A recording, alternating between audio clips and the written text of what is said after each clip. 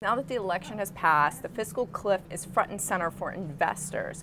What's your biggest concern regarding the fiscal cliff going forward? Well, the biggest concern is really the fact that time is of the essence.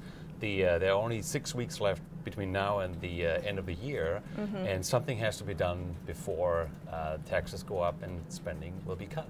Yeah, the Bush tax cuts are certainly a major issue for a lot of people. What do you think happens there? Do we come up with a compromise on that issue? Well, my central scenario is that the time is not enough to come up with a compromise. So what will happen is all fiscal challenges, all fiscal decisions will be extended through the end of the first quarter to also let the new Congress come in and let the new Congress decide those issues and not the old lame duck Congress. Okay, that makes a lot of sense. Carried interest is one topic that I know a lot of people have looked at. Hedge fund managers typically get compensated on the performance of their funds, and that's taxed as capital gains and not as ordinary income. Is that something that could potentially change? Oh yeah, I think really everything is on the table.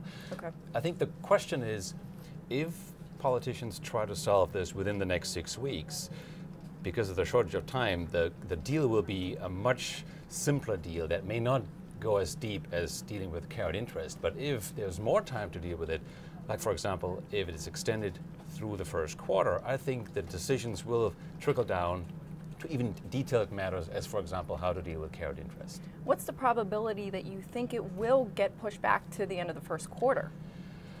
I think it's very high. I mean, it's still, the election is still fresh in our minds, but from what we've seen so far is a token willingness on both sides of the aisle to compromise, but no concrete moves, no concrete proposals are out there. So I don't think this will get resolved until the end of the year, and I think it will be pushed out. And how do you have an estimate right now? What do you think happens to GDP? We know that it's going to be a major impact if nothing gets done, but if there is some sort of middle-of-the-road compromise, what would you expect?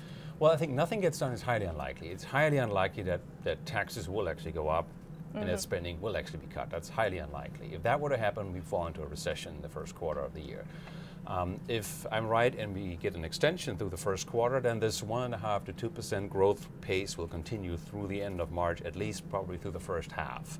But the key thing is, once we resolve the issue, I think the economy will take off and growth will go above 2.5%, 3%, even maybe 4% next year.